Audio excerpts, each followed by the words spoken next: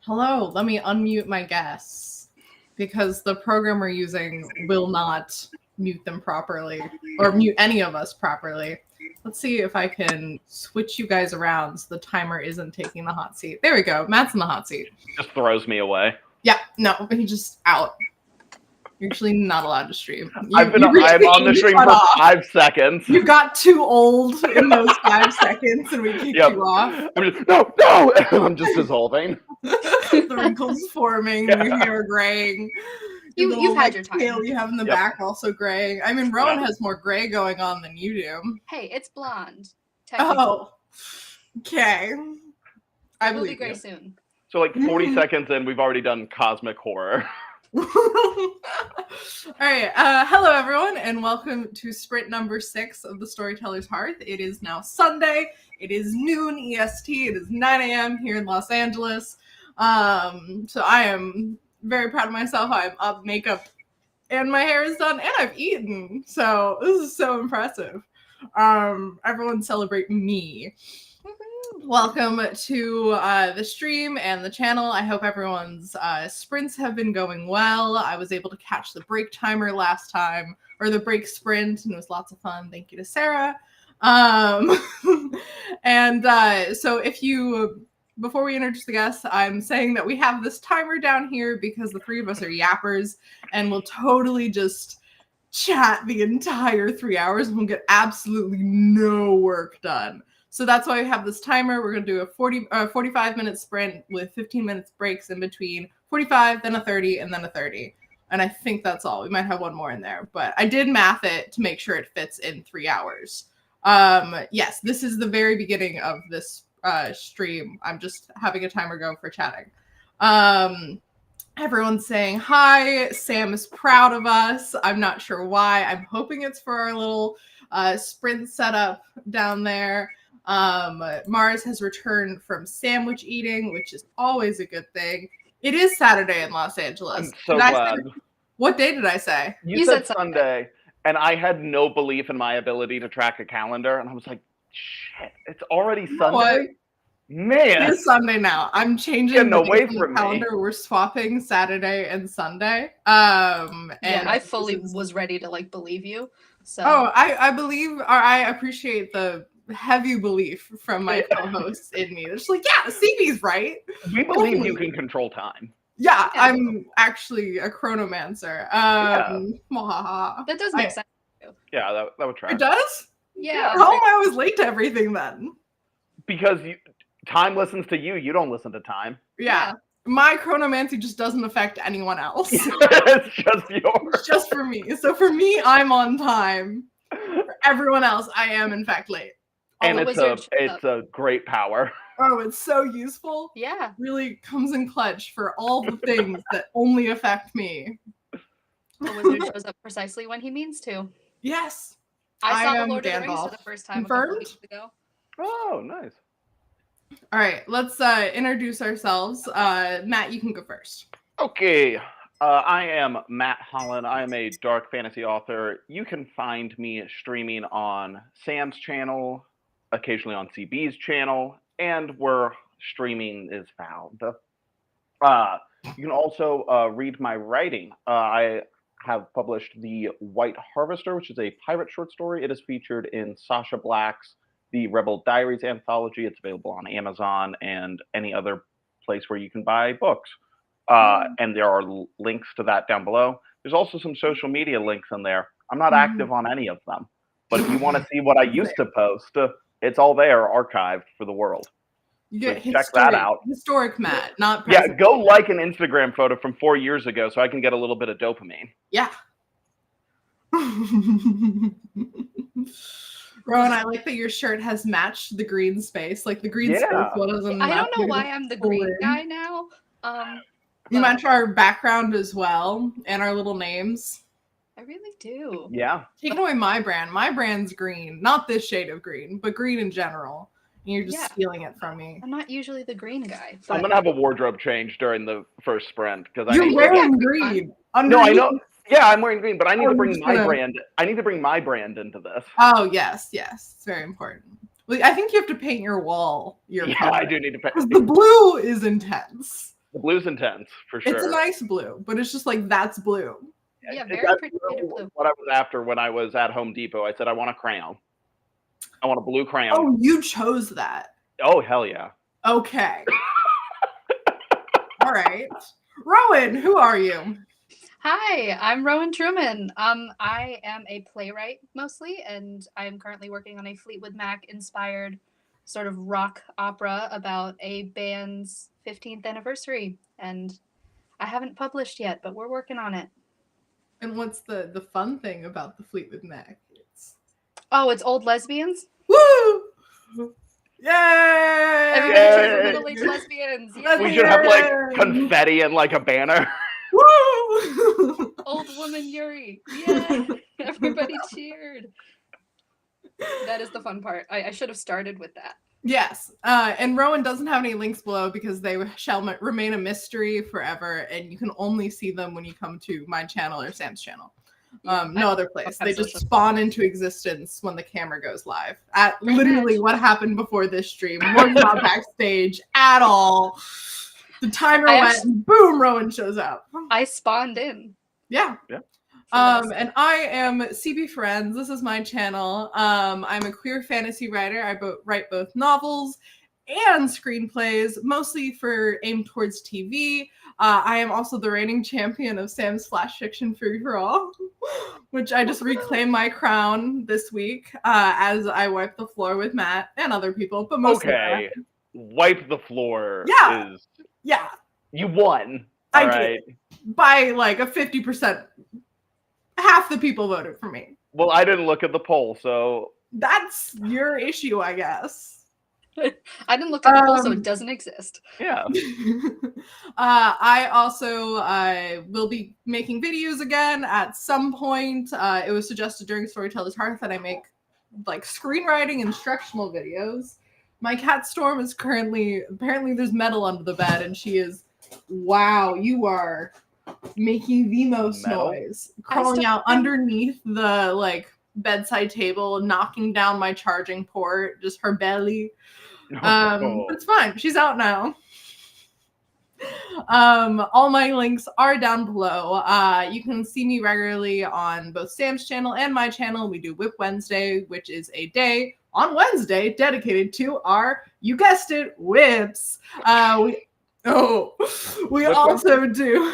I know what you were doing, Matt. We also do book talks on like the first and third Saturday of every month, discussing both books we have read and enjoyed, maybe listened to, but not watched. That's not how books work. Or is it? No, it's not. We discuss books where Sam and I can drag each other into our favorites. Our next upcoming one is my favorite novel, Scum Villain Self-Saving System, and this is volume 3 of 4, which in 4 is just extras. So this is the end of the main story, and I am super excited about it because I'm hoping that this justifies this romance because I'm getting concerned. I love them so much. But yeah, this is problematic looking at it through Sam's eyes. But it's fine. It'll be fine. They're in love. Who doesn't enjoy a problematic age gap every once in a while? Look, it's not even probably an age gap. We don't know that for sure. Technically. Okay. Rowan, you're supposed to be my biggest supporter here. How do we not know for sure? Because he dies, and he wakes up in a different body, and he acts like he's 17, but we don't know how old he is. He was also dead for a couple of years. We only know the age of the body he's in.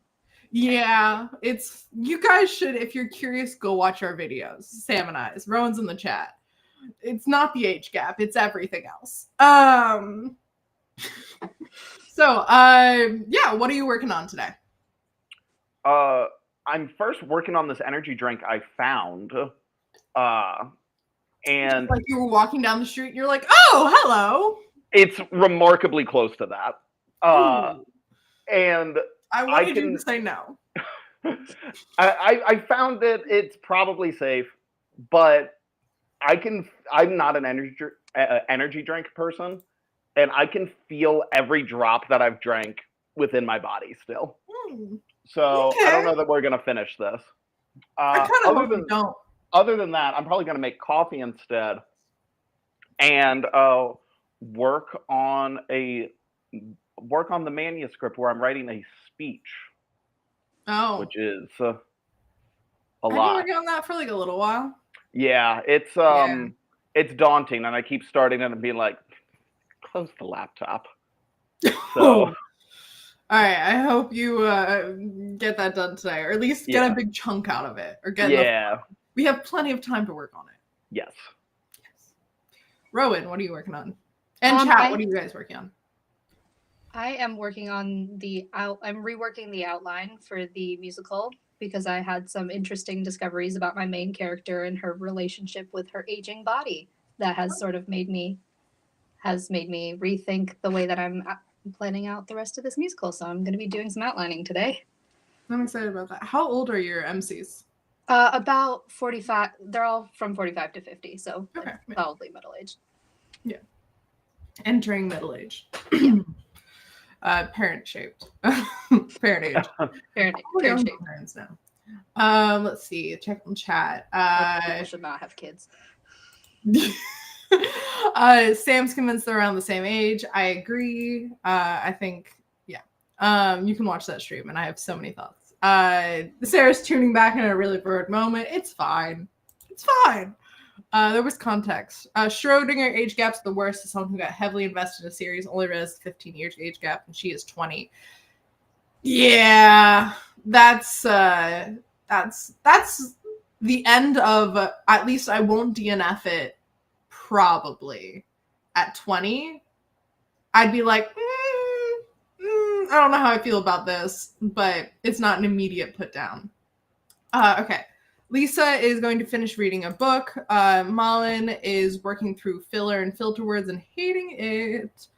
We have a draft 2 from Mars. Crystal is plugging away at least last 3.5 chapters of book 1 edits. Should have done by the end of the stream. I hope so. Randy is getting back into Polly's second chance sports romance.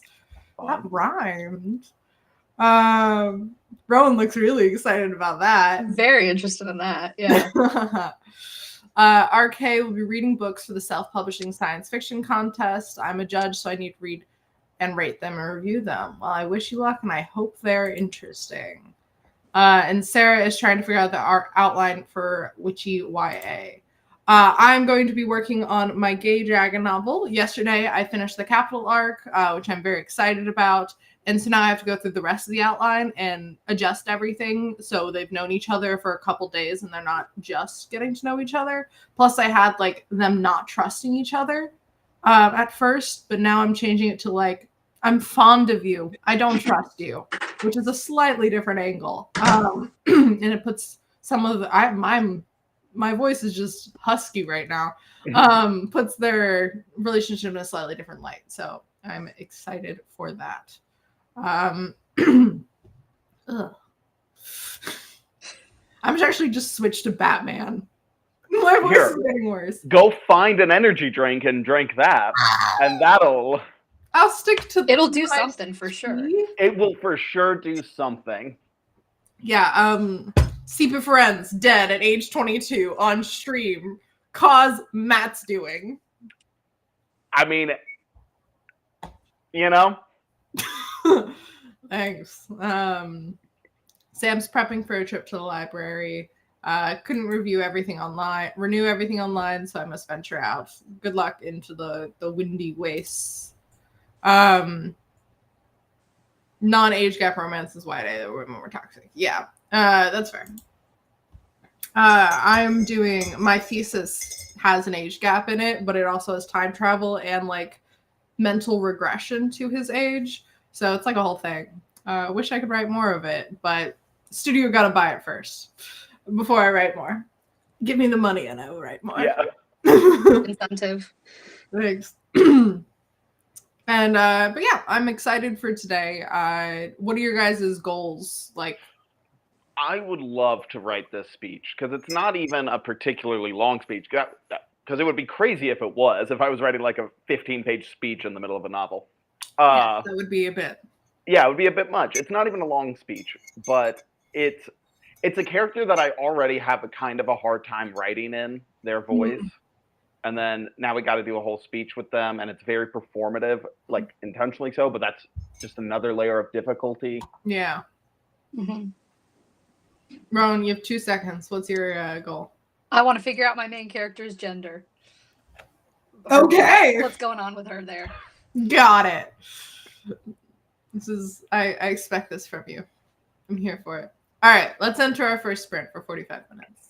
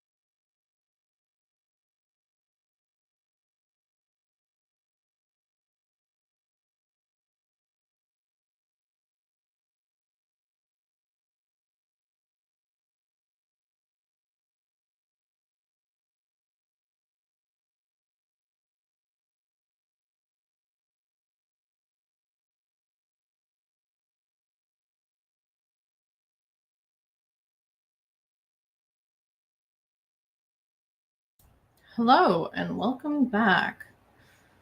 Let's see. Captions, turn off our ticker, chat. Boom, nailed it. How did everyone do that? Ferrenz? I always forget to check that. What? How you did? Yeah, like a word count or Word anything. count. Okay. I thought you Yeah. meant like, oh, I forgot to check to make sure I was doing anything productive. I just stared at the wall for 45 minutes. Yeah, you're like, oh, the blue. I did such a good job picking it. It's the bluest blue that has ever been. It is a good color. I don't have anything against the color. It's just No, you hate it in everything I've ever done. That's fine. Just meshes really intensely with our background. Not that our timer is exactly the most subtle. How'd you do, Rowan?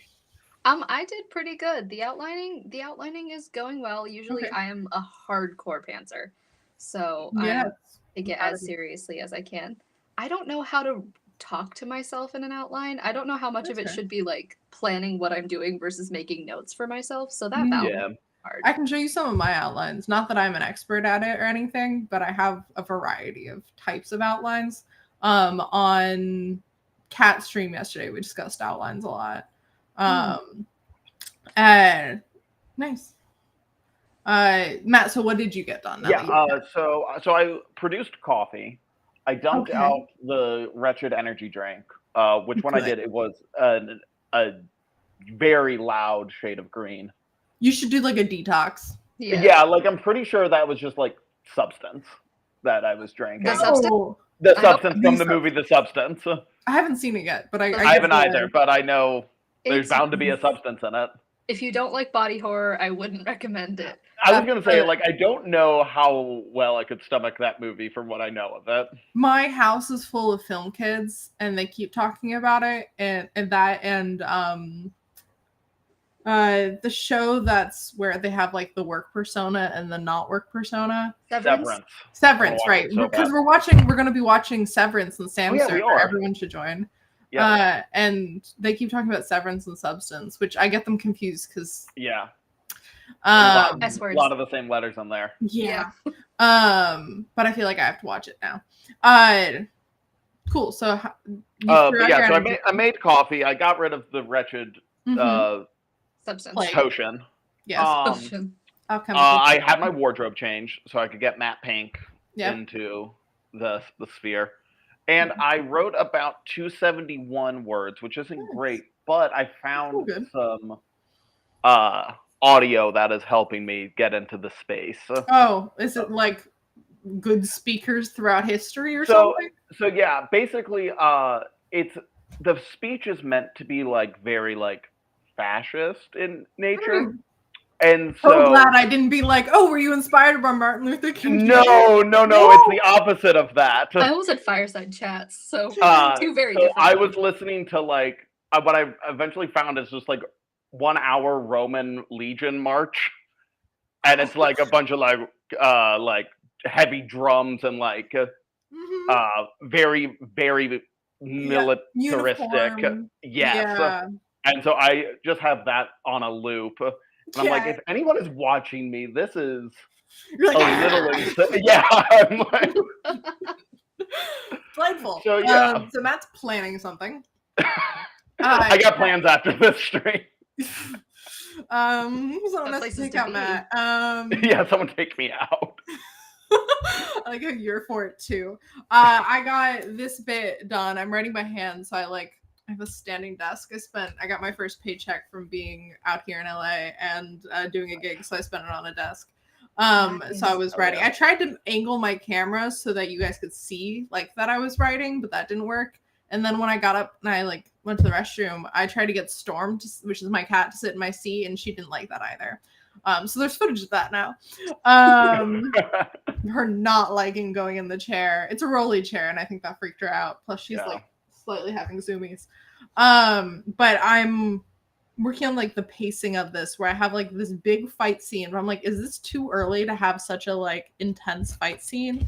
But also my male lead is a damsel in distress kind of for a lot of the book, and this is, I'm like, I need to give him an opportunity to shine, but I need to take out my main character, like make him near unconscious for him not to be more useful than my male lead.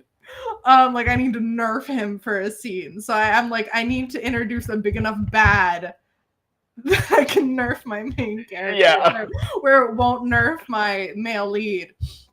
And so I'm like figuring that out. I'm like, is this too early in the story? But I have nowhere else to put it in the story. But now with the new arc, I'm like, it's actually not that early in the story. So I have to, and then I have to figure out whose perspective this scene is from. The male lead or the main character who's like either going to be unconscious or the closest to unconscious that you can get without being unconscious. In my outline at first, I was like, he gets a really bad migraine. And I'm like, yeah, times 10. He's on the ground. He cannot stand. So that's what I was working on. All right, let's check on chat. There was lots of discussion in chat. I was keeping an eye on during that sprint, which I appreciate. Love the engagement. Also love the discussion and everything. Let's see. All right. Mars finally finished the baptism scene. Just got a couple more paragraphs to round out the chapter. Jess showed up. Hi, Jess. And read a little while eating. Crystal recorded a quick announcement video and put it on Google Drive to edit after you finished book edits. Amazing. Randy got 61 words. Getting back into the story. That is awesome. RK read 4 chapters. But the chapters are short, needed us to know. Mullen chatted a lot and got 3 chapters done for filter words. Nice. And yeah, everyone at work constantly talks about Severance. It makes me not want to watch it. Like the child in me doesn't want to watch what everyone else is watching. I mean, yeah, a little bit of that. Yeah, but I totally like, feel. I should probably know what's going on. What's like doing so well. I saw that they did like a little exhibition in New York where they had the actors for Severance in a glass cube going about their day. And I'm like, that's wild. I like that. That's cool marketing. Hello, kitty cat. Really cool. Oh, imagine having a cat that actually wants to hang out with you. She wants to hang out. Nothing else in the world she wants. Not food, not nope. Pets, just vibes. Just wants your presence. This is Whisper. Oh, there's Storm.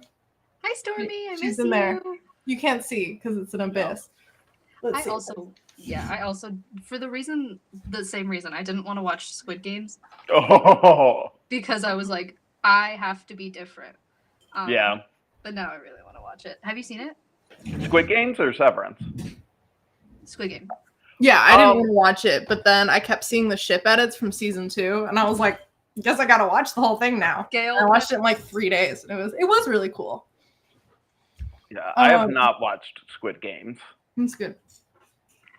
Yeah, it's really cool. Well written, says a lot. Amazingly acted.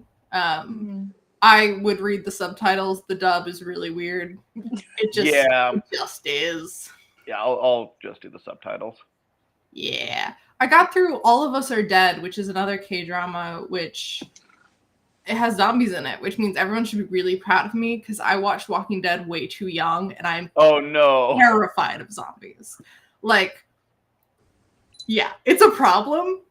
Yeah. Like, I'm probably, now that I've mentioned zombies, I'm going to have nightmares tonight about zombies. Like, all of my nightmares have zombies in them. And I think post-apocalyptic zombie stories are really interesting. But they're just the scariest thing in the world. I am just fucked for tonight. Now I've reached the talking about it for more than 3 seconds.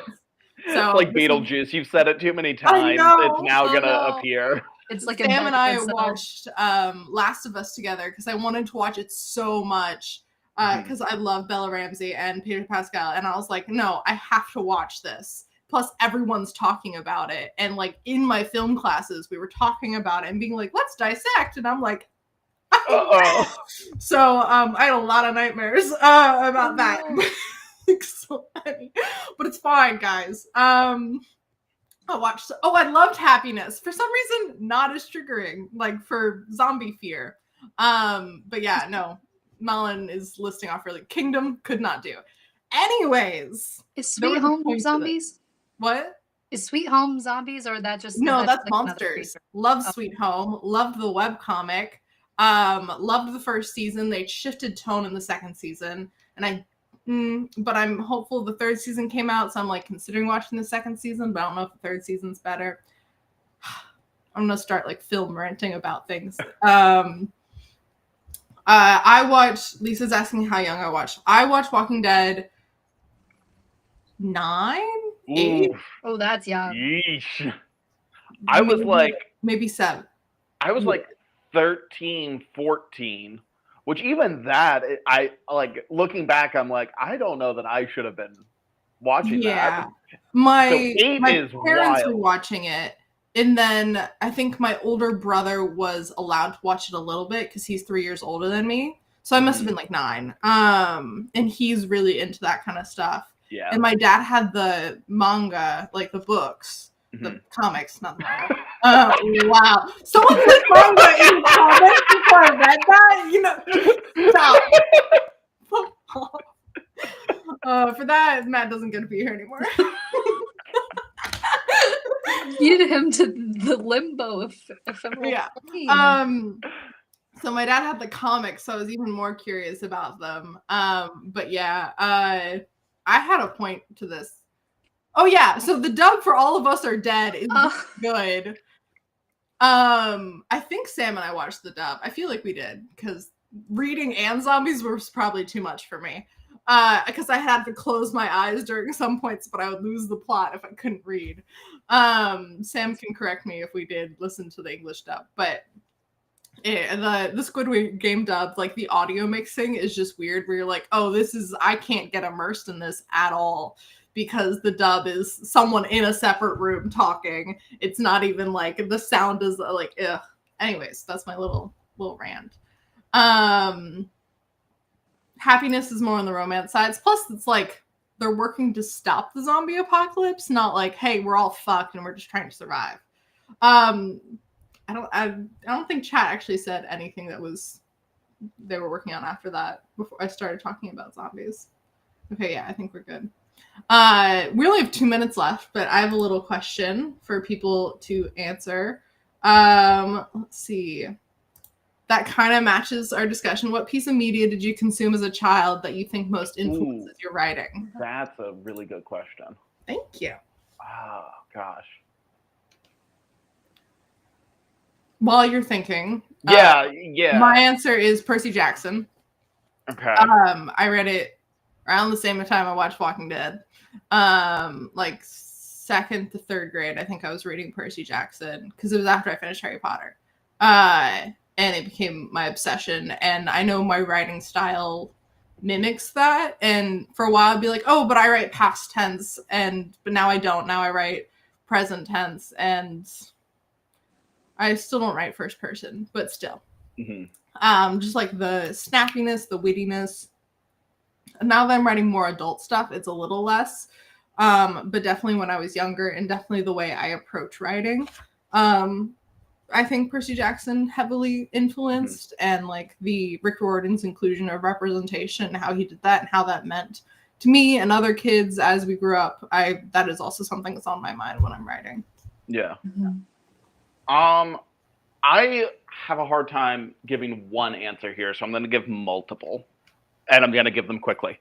Okay. You have like 30 seconds. Yeah. As far as like a true so I guess from like a particularly like style perspective, the Maze Runner trilogy. Ooh. So it's kind of similar in the Percy Jackson vein, where it was that like very YA, but like that snappy dialogue, and I'm just like, okay, yeah, like you can really like fly through stuff like that. And then from a character perspective, this actually isn't a book, but rather a video game. There's a video game called Tales of the Abyss, which is like a JRPG. And I just think it does such a good job with ads time. I think it does a phenomenal job. And that whole set of video games, highly recommend all of the Tales franchise, because they do such a great job of like cast of characters that all have like interwoven backstories. And like, I think they, like the JRPG genre is one of my favorite instances of character development. And so that really influenced my idea of character. And then there's a trilogy that I don't even think I would recommend anymore, but as a kid, I really enjoyed it. And it's called The Way of Shadows, or that's what the first one's called, but it's by Brent Weeks. And it was my first like foray into adult fantasy, and getting to see like, okay, you can actually do like dark, gritty stuff, and not be fully grimdark with it. Okay. Like, I think the tone of that trilogy is something I really enjoyed. Nice. Rowan? I think for me, I played Skyrim my entire childhood. So growing up with Skyrim, I think I just think that's so funny because I watched my brother play Skyrim and I'm like imagining like 5-year-old little Rowan being like, I'm gonna chop this guy's head off. It is first person. That is kind of what I did, but Like more in the sense of like world building, and I use Skyrim and the Elder Scrolls in general as inspiration for making a world that feels lived in and feels like it existed before the characters got in it, and that's something that I really care about. Ooh, I like that. I take a lot of time working on in my writing is I don't want it to feel like the world and the setting or even the plot was just like waiting for the characters to get there. You know? So Skyrim influenced me in that a lot, in that it's got very like rich and deep world building. I mean, it's got like a couple hundred books, actual books that you can read. They didn't have to do that, but they did, and I don't know. I that level of care and detail is something that I hold very close to my heart. All right, we will get to chat after. I guess we have 20 seconds. I'm seeing a lot of seconding of Percy Jackson, Sam coming of Legend of Zelda, and Sailor Moon, Full Metal Alchemist, which I would also throw that from. I think Full Metal Alchemist really influenced my structure because I think the structure of that series is awesome. I watched it as like 19 or something like that. Yeah. So, Star Wars, Monty Python and His Sisters, Anne McCaffrey's Pern books. I hadn't heard of that one. All right, now we're starting. The Mortal Instruments.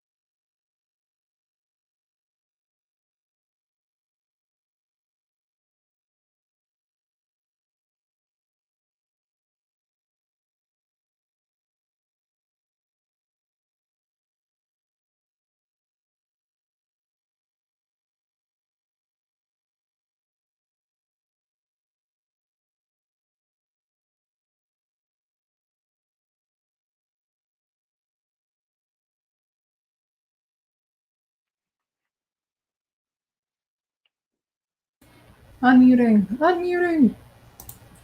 All right, how did everyone do that, Sprint? Oh, let's find out. I did like 300 words. Well, I outlined. See, this is the more outline I did. And then I started typing stuff up. And well, I did like this little, and I was like, oh, I'll type it up now. And then I had an idea, and I was like, oh, that makes it more complicated, but that's so good. The eternal struggle. And so I wrote out, I was like, what if? And then I wrote out, because I have this like, hi, Steve. Hey, Steve hello. gets a shout out, no one else.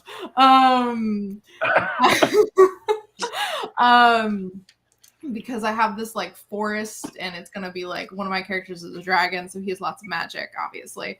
The forest is gonna like pretty lights around him, and it like loves him, blah blah blah. It's called the Ivory Wood because, and this is a slight fox idea. All the trees are white, like very like birch looking. I love an aesthetic forest. I know. Me too. And the forest doesn't have like the forest wants to keep him there because he's like powerful. But then I was like, no, I want forests to be good because nature.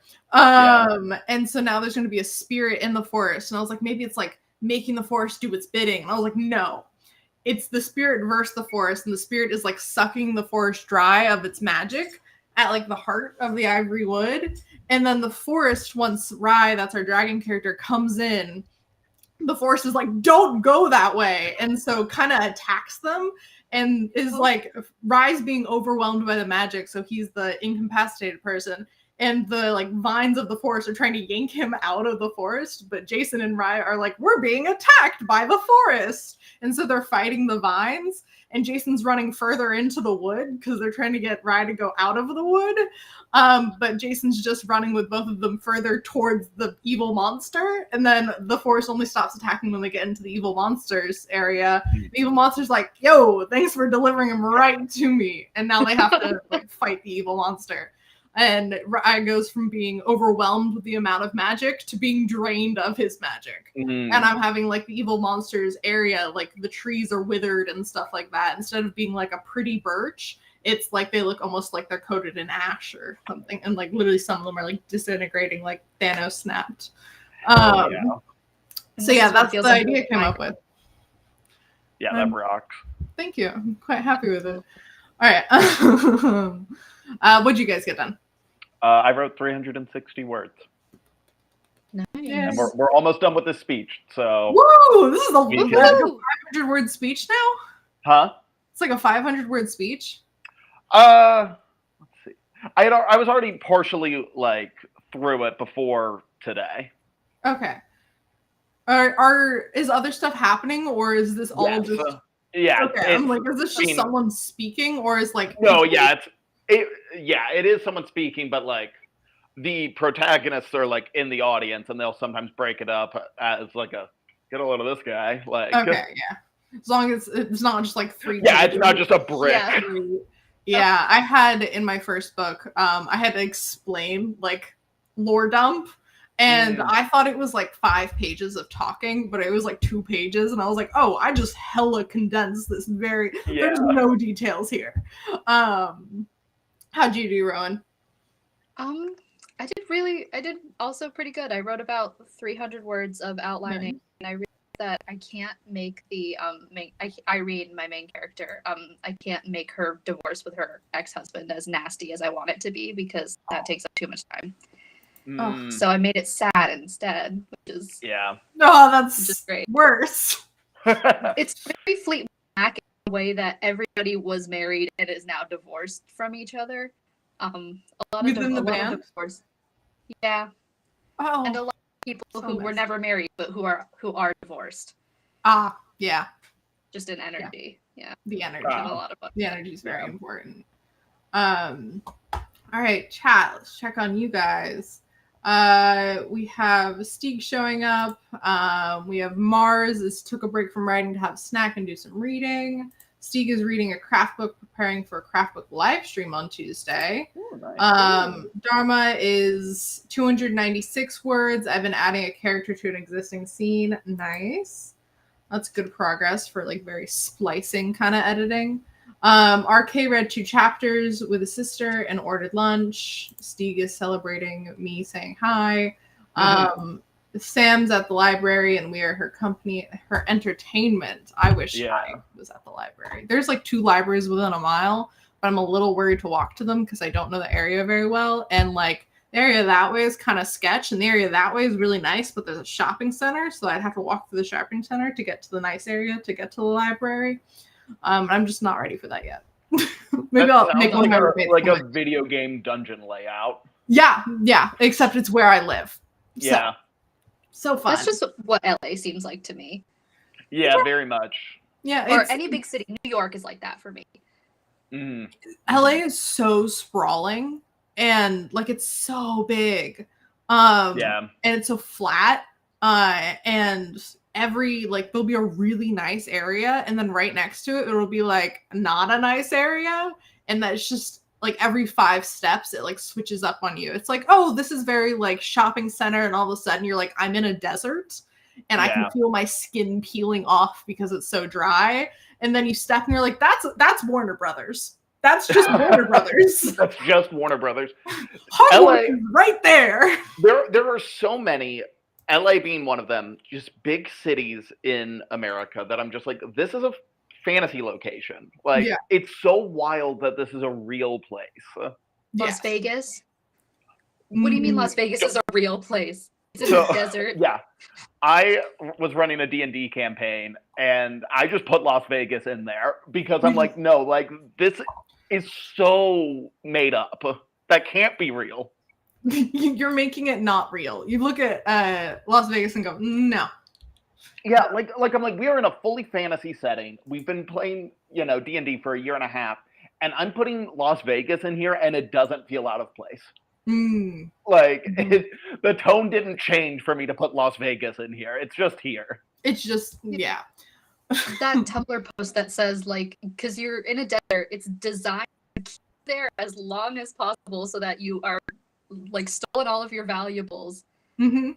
Yeah. How is that not a fantasy setting? It's like Percy Jackson made it the fucking like Lotus Hotel and Casino is there because it's gonna trap you and keep you there forever. And like that was that's when I discovered Las Vegas. Like I had never heard of it because I was fucking like 8 when I read Percy Jackson. Yeah. And so I'm like, that is just Vegas in my head. And technically, it's like a 2-hour drive away from me or something. Like, I could go visit Vegas. I'm not going to because I don't have money. I can't afford to go to Vegas to lose people money. People will, like, literally get trapped there. Yeah. Because, like, they lose all their money and can't afford to go back home. It's like, what is this place? Someone in the comments can be like, guys, Vegas is just a place. You're just... No, it's not real. It's not. And nothing else. It's like the only thing in a state full of nothing. Yeah. Desert. Yeah. Exactly. It was invented by CSI to sell murder. Yeah, it's I don't want to go there. I mean, it's like interesting. But yeah, like I want to go there for like anthropological reasons. Like I want to go to Vegas and study it. I want to go watch people. Yeah. I would just get depressed, I feel like. Plus, I think it would be deeply sad. I internally know I would get a gambling addiction. Like, I don't do, like, gambles or stuff because I'm like, it's too, like, the possibility of winning is too much for me. So I'm like, yeah, no, I'll just not go to Vegas. Jeannie's eyes just glaze over and she's getting dragged by an invisible force to a slot machine. Yeah. I can't go within like the 10-mile radius of Vegas, or I'll just start drifting towards it. You can never get. I'm already cutting it close. Never get gacha back. Never get a gacha game in your life. Oh. You can get a gambling addiction from the comfort of your own home now. Yeah. What a sell! Thanks, Stieg, saying I can't lose what I don't have. Well, I have a little, and I don't want to lose it because then I'm fucked. Let's see. Plus, walking through Vegas, especially with the casino, is such a labyrinth to try and get from one place to another. Group trip to Las Vegas. Las Vegas, we have to keep hold of CB's wallet. Yeah, someone would have to like take my phone because fucking Apple Pay. But Yeah. that got lost because I don't have my phone. I can't even like go to the grocery store without like Google Maps. And I live across from the grocery store. I'm 500 feet from a grocery store, and I can't get there without my phone. We just have to get you one of those backpacks with leash Backpack attached to it. leash. Yeah. A backpack leash, and then I'm not allowed to have my phone or my wallet. I can have like You're my just kinda driver's sexy. license, and that's it. Maybe like pin a little if found, like call, and then like Return to Sam's Sam. number. But yeah, you have to go as a group because it's a RPG destination. Exactly. You need a party with you. you. The buildings are cool to look at. Yeah. All right, I have another fun question. How do you feel about Las Vegas? How do you feel about it? What is your biggest book ick? Like when you're reading a book and something happens, you're just like, nope, I'm sorry. Like no matter how good it was, you're just like, I can't. So, okay, mine is I'll pick a recent one. And it's when so I actually very much enjoy when like a main character is kind of stupid. But what I don't like is when a character, especially the main character, is being stupid and the book is acting like they're not being stupid, you know? Where they're like the character's being a dumbass but the book is framing it like, no, this is smart and reasonable what they're doing. Yeah. And I'm like, no, it isn't. They're dumb and this is just to like contrive something. If they're dumb, that's fine. Like I'm fine with stupidity being a plot device, but don't tell me they're not stupid. Yeah. Like they are stupid and that's okay because sometimes people are stupid. I hate pregnancies in media, but Sam and I have talked about this on stream before. It's nothing against actual pregnant people in real life. It's literally, I just don't like reading about pregnancies. What about you, Rowan? I think I can't stand it. I also don't mind characters. I can't stand it when those characters are unwilling to like listen to the people around them and learn anything. Not even in the character development way, but I can't stand when people are just like unwilling to listen. Yeah. Especially when I'm like, I am in your brain right now. I know that you are capable of understanding what's said, and you are purposefully ignoring that. It drives me nuts. One of my big ones is when a character, I don't like love triangles in general, but some love triangles are like, there are exceptions, but my biggest issue, the reason I say I don't like love triangles, is I don't like when a character's like, I love this person and I love that person too. And like, I can't choose. Like I just don't like that. Like that makes me uncomfortable. Yeah. Because it feels like you're being mean to everyone. Yeah. I read this thing, I think it was on Tumblr, where it was if you fell in love with someone else, then you're never gonna pick the first person. Like if you're, it's always gonna be the second option because you wouldn't have fallen in love with the second option if you truly felt for the first. I don't know how that feels in real life, because I don't have that active of a dating life where I'm stuck in a love triangle. But for like media, that's kind of how I care about it. Where even if you're like, oh, I'm in love with this other person, it feels like you're just giving the axe to the first person, no matter what the situation is. Yeah. Let's see. So, Randy read a lot of manga, but the siblings who are getting way too close to each other. Yeah. I mean, that's like, torture scenes are a big ick. Oh, interesting. I kind of love a torture scene. I love a torture scene. Like, I gotta say, I love them. Yep, me too. Sam goes double standards for morals. Fucking hate that shit. Looking at you, Fox Bros.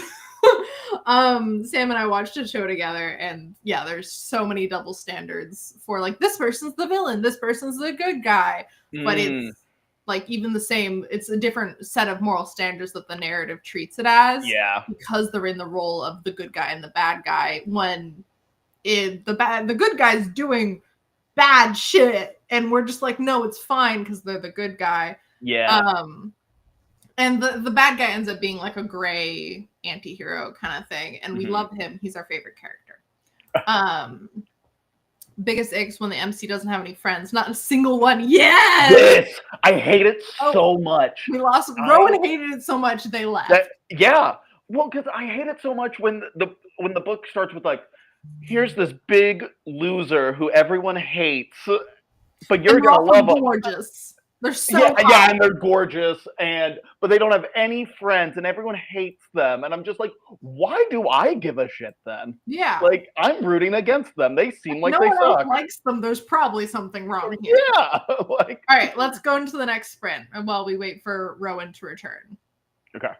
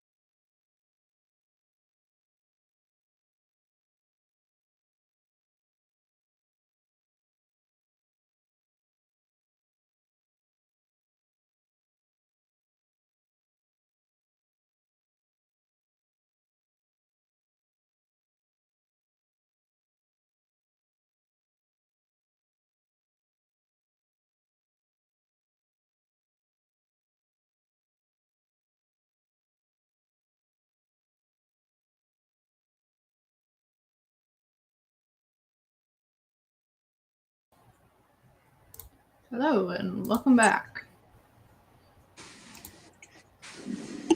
How'd you guys do? That went so fast. It went really fast, yeah. Yeah, it did.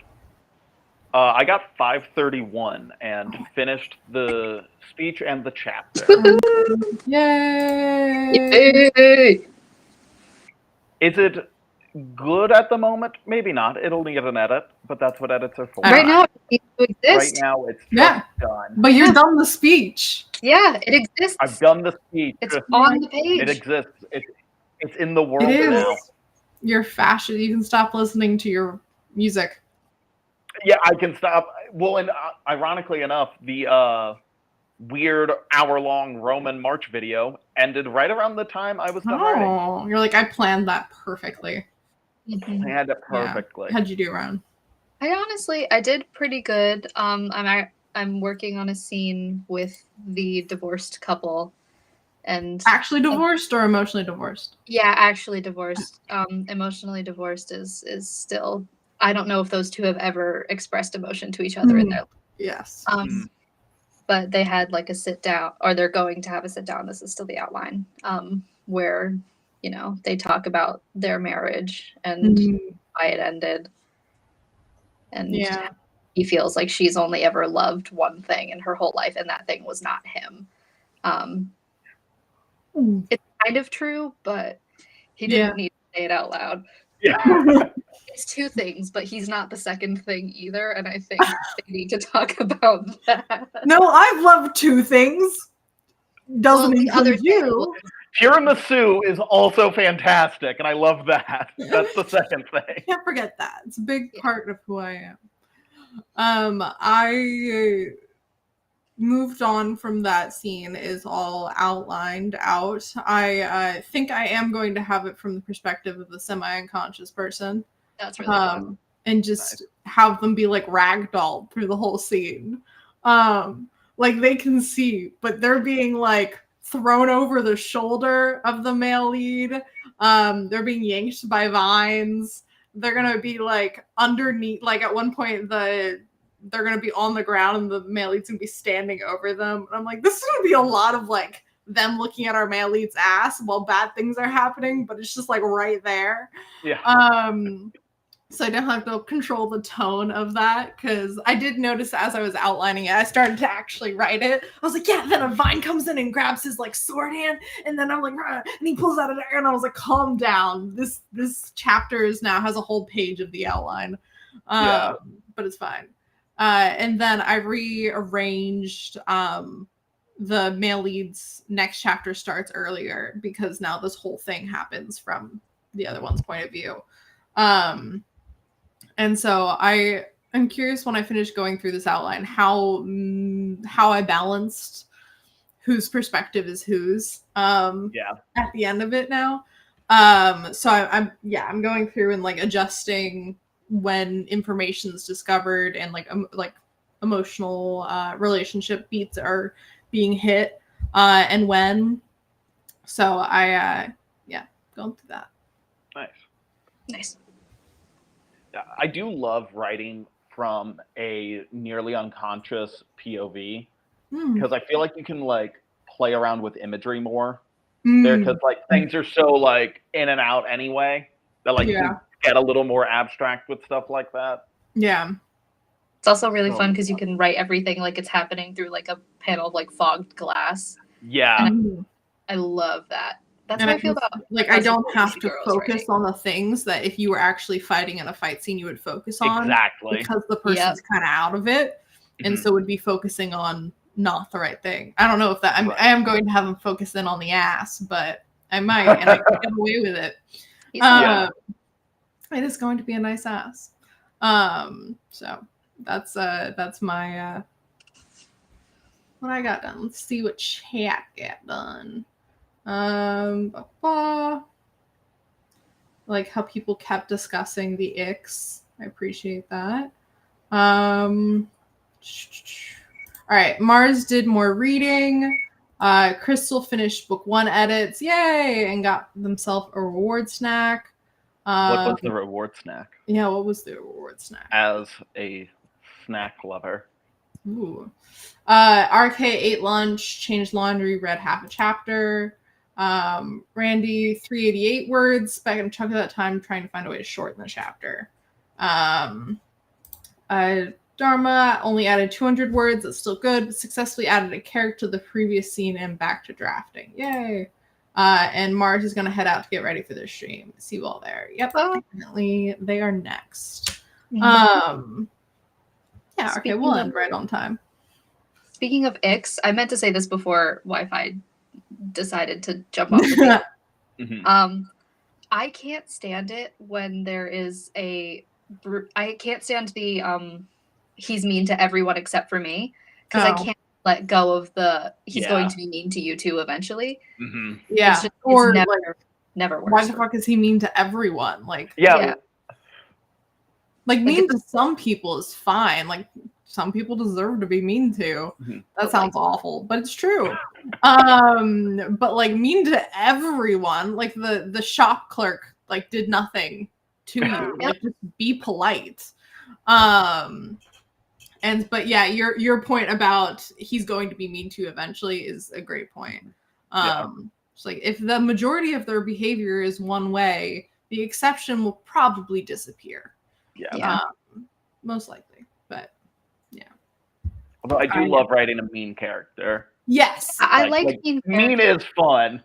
Mean is so fun, but you have to acknowledge that it's mean and probably not the best actually in real life. And if you're a fantastic character, I hate you as a person. Yeah. If their meanness is like an attractive quality to the main character, it's like I can't get behind that, because they're mean to everyone except for me, which means I'm special. And be like attractive, but it just feels like that's not gonna last forever. I just don't love the brooding bad boy sort of trope. I don't love a mean love interest. No. Like, I love a mean character, not necessarily as a love interest. Especially like that meanness is like a central quality. Because it's like, in a partner, you wouldn't want something where you're like, oh yeah, they're mean. Like, in a friend, you're like, yeah, they're fucking mean as hell. Like, this is the asshole I'm friends with. Yeah, and that's fine. It's just a different like level of intimacy. Even if it's your best friend is an asshole, like, it's just different than in a relationship, or a romantic relationship. Absolutely. Cool. All right, I have one more question for our last 7 minutes. What is your favorite trope to write and why? I have one while you guys are thinking. Yes. My favorite thing in the world, it's kind of hyper specific, but I love any sort of combination of friends to strangers to lovers, or like childhood friends, where you go from being very intimate and familiar with another person, and then something happens, there's a lot of like distance between you two, and then maybe like hate each other for a little bit, and then you have to work from there. I love the dynamic of, I used to know you really well and I don't anymore, and I don't know how to act around you because I know all this stuff about you. That's so good. Yeah, my favorite. That was a good one. Mine, so like on a very like, I feel like my like obvious answer is like found family's fantastic. Everyone loves found family, and found family's been talked about at length. So my other one that I'm going to talk about is like, I don't know if this necessarily is a trope as much as it's like a character dynamic, but like a character that wants to be a good guy so bad, but isn't good at being good. Like, wants to be good, but it's just like, that is not that's not me though. But they want it. They want it. Oh, that's good. Mine's like very not specific, but I know I write it so often. I enjoy writing it. I literally have to limit, like, be aware of it. I'm so aware of it every time I write, because it's in everything. Someone being captured. Just I do the same. I captured everyone. Everyone is captured or knocked out. I've been better at the knocking out since I was younger. I used to knock out everyone. But now everyone is captured, and I have to limit. I have like literally think about like, no, you can only be captured 3 times. And that's scaling it down. It's so true though, because like capture is so good because especially like if you do like the whole like found family thing or like you just have that like party dynamic and a party member is captured, it is such a just like, okay, we are all on the same page. We are laser focused. Okay, we are so rescuing this. If you have a capture, that means you get an escape or a rescue, and both of those are also awesome. I love a rescue so much. It's so Unconscious. bad. It's Unconscious so is also good. Yeah, I have first-hand knocked out experience. so many characters. That's why I'm like proud of myself for not knocking out Rye. He's just incapacitated, but he is being like captured. But I'm not counting it as a full capture because he's only like partially yanked away a couple times. We succeed in stopping the capturing. Like I played one of the characters where you were. I was the one that was knocked out. I know, but you weren't captured. You were captured beforehand, but you escaped. Yeah, it's bad. I just love it so much. Like it's so good. Built-in like helplessness that comes with being captured, the tension, the like, oh, they might hurt me, but they might hurt this person also captured with me. A good way to transport characters around is capturing them and bringing them to places they need to for plot. Like, no, they didn't stumble into this. They were captured and purposely brought there. It's bad. I mean, it's so good. And then you can also have like the character that's captured while the rest of the party isn't. They're like, but at least they're safe. And it's like, no, because they're coming to get you. They're not coming to get you. All the stuff that you were escorted past, now they need to fight through all of that. Yes. And the moment of realizing that the character got captured is always so good and interesting. They're not here, or oh shit, I have no way to fight back. Ugh. Yeah. So good. Love capturing people. Love it. I was writing something where I could capture someone, but it just doesn't make sense for the setting. I'll be writing something that isn't something people are captured in, and I'll be like, but what if? What if? Capture arcs are just I'm proud that I haven't written any in Flash Fiction Free for All because it would immediately give myself away. It's so good and I enjoy writing it so much, especially because the person's usually like beaten up a bit because they have to be captured, so the fight has to be like hit out of them, and then you get a fight scene out of it and they're wounded. It's so good. We've already discussed we both like torture scenes, so like you usually get some of that in there. If you're being tortured, you were probably captured first. All right, we have enemies to lovers. There were some issues with people ending up behind the stream. Badass female vigilante with a heart. Amazing. My current favorite is a charming monster where the bad guy rides that line between charming, charismatic, and madness, ruthlessness. I only say it because I reread my villain chapters, and he is just so fun. And then Randy is out here supporting women's rights and wrongs. Yes, we all are. May I recommend The White Harvester? Yay! Available in Sasha Black's The Rebel Diaries anthology, where she is a badass vigilante with a literal heart. Like in her hand? At one point. Okay. Yeah. All right, let's do outros. Rowan. Hi. Bye. Not hi. I've done that before, so I can't judge you. I would say you could find me somewhere, but I kind of only show up here. I do spawn into the world for these streams, but I will be putting out this play eventually, but you will be the first to hear about it when it's done. Yay! Rowan and I are going to be streaming on weekends at some point. Saturdays, probably. It's looking like Saturdays. Or maybe Sundays. Or maybe Sundays. Or maybe Sundays. We don't know. We're still figuring it out. Master. I am Matt Holland. I'm the author of The White Harvester, available in Sasha Black's The Rebel Diaries anthology. Links to that hanging out in the description somewhere, where you'll also find my inactive social medias. You can also find me sometimes on CB's channel, sometimes on Sam's channel, streaming around. Yeah. I'm CB Ferrenz, queer fantasy writer, novels and screenwriting, primarily focused on television. I appear on my channel, obviously, and also Sam's channel, kind of obviously at this point. My biggest thing is Whip Wednesday, where Sam and I worked on our whips. I am attempting to start to pre-record videos again. That is one of my goals for Storytellers Hearth, is to plan out some videos. I have 2 seconds. I'm linked down below. That was close enough, right? That guys? was good. Yeah. Yeah. Thanks. Ooh, I don't like that. I don't like that. Oh, either. that's worse. There we Yeah, go. we can't be columns. Next up is Mars's stream, I think. Judging from Mars saying they're going to go get ready for their stream. If not, oops. You can follow the playlist, which is linked down below, and go to the next stream. And I hope everyone got some work done and enjoyed their time here. Cool. All right. Thank you. Bye. Bye.